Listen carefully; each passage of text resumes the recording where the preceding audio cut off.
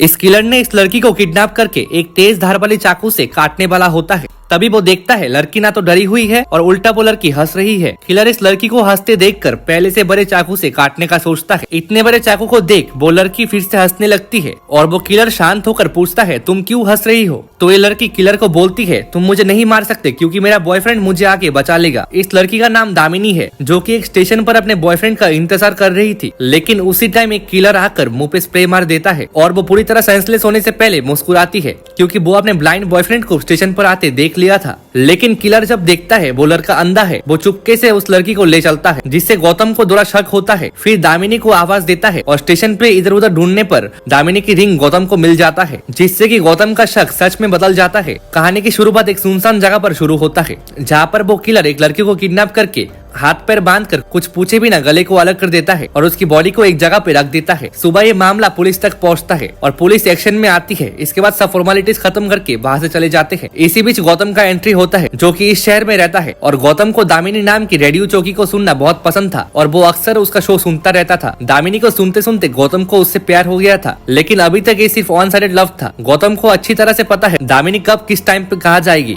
इसलिए वो अपने दोस्त राजनायकन की मदद से फॉलो करता रहता है। इसी दौरान दामिनी को फॉलो करते हुए वो एक शादी में पहुंच जाता है। गौतम गाना गाकर उसे इम्प्रेस करने की कोशिश करता है।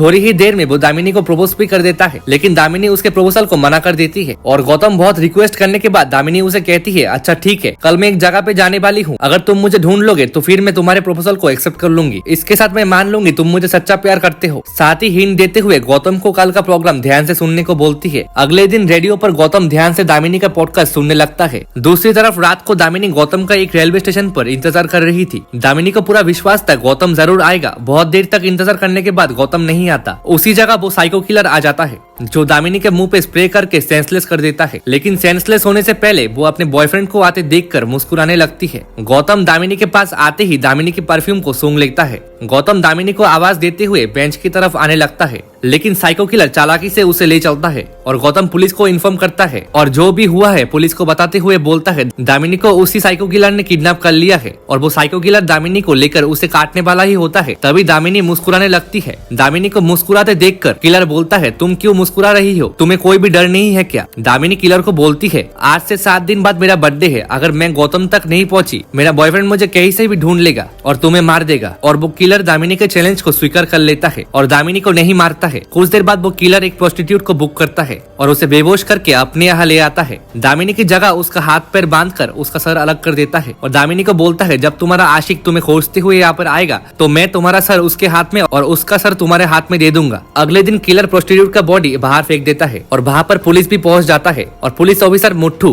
कमिश्नर को बोलता है दामिनी के पिता ने कॉन्फर्म किया है वो दामिनी नहीं है। बॉडी की बात सुनकर गौतम भी वहाँ पहुंच जाता है और बॉडी को स्मेल करके वो समझ जाता है वो दामिनी नहीं है। गौतम सुशीला नाम की साइकियाट्रिस्ट के पास जाकर बोलता है दामिनी अभी भी जिंदा है। सुशीला बताती है वो किलर जिस भी लड़की को किडनैप करता है उसे मार के ही छोड़ता है। साइकियाट्रिस्ट गौतम को हौसला देते हुए बोलती है 1.5 साल से पुलिस उस किलर के पीछे पड़ी है, लेकिन पुलिस अभी तक कुछ कर नहीं पाई, शायद तुम इसे पकड़ सकते हो। और एक बार गौतम पुलिस कमिश्नर के पास जाता है उससे मदद मांगने के लिए। वहाँ पर अकबर नाम का एक कांस्टेबल कमला नाम की एक एक्स कांस्टेबल के बारे में बोलता है जो पहले इस केस पर काम कर चुकी है। कमला का पता निकालकर फौरन उसके घर पहुंचता है और दामिनी के बारे में सब बोल देता है। कमला उसे यहाँ आने के लिए मना कर देती है और उसे अनाप शनाप बोल देती है। दरअसल एक एक्सीडेंट में कमला ने अपने दोनों हाथ पैर खो दिया था, तब से कमला व्हीलचेयर के हवाले हो गई थी। इससे गुस्सा होकर गौतम थप्पड़ मार कर चला जाता है। दूसरी तरफ पुलिस उस प्रोस्टिट्यूट के एरिया में पहुंचकर एक औरत से पूछताछ करने लगती है और वो औरत बोलती है कल रात रानी ने मुझे कॉल किया था, बोल रही थी वो एक कस्टमर के साथ है,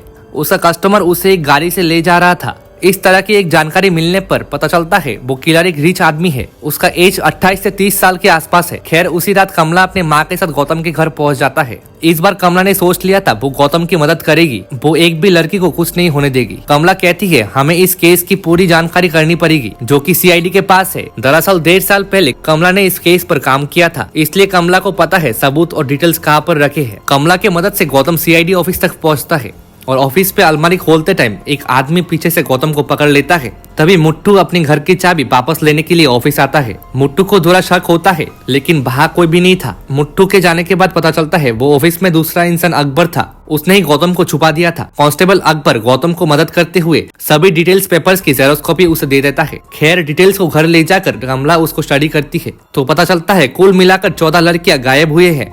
इनमें से 4 तो प्रोस्टिट्यूट थी और बाकी लड़कियां अपने लाइफ में बहुत सक्सेसफुल थी। गौतम सभी लड़कियों की घर जाकर किडनैपिंग के बारे में पूछता है। सभी का कहना था घर लौटते वक्त उनकी लड़कियां गायब हुई थी। इन सारी बातों को सुनकर गौतम हर जगह पर जाता है जहाँ पर उन लड़कियों को लास्ट देखा गया था। गौतम नोटिस करता है हर क्राइम सीन पर एक डस्टबिन जरूर रहता है, जिससे गौतम और कमला समझ जाते हैं जब वो लड़की अपने घर वापस जा रही थी तभी उनके डस्टबिन के पास कुछ दिखा होगा, इसलिए अपने गाड़ी को रोककर उतरी होगी। पास ही खेल रहे बच्चों को पूछने पर पता चलता है हमारे बच्चों ने रूपा नाम की लड़की के साथ एक पपी को देखा था। इस बात से गौतम और कमला प्रेडिक्ट करते हैं पहले किलर एक क्यूट से पपी को हायर करता होगा, फिर उस पपी की मदद से वो किलर लड़कियों को किडनैप करता है। Comment for part 2।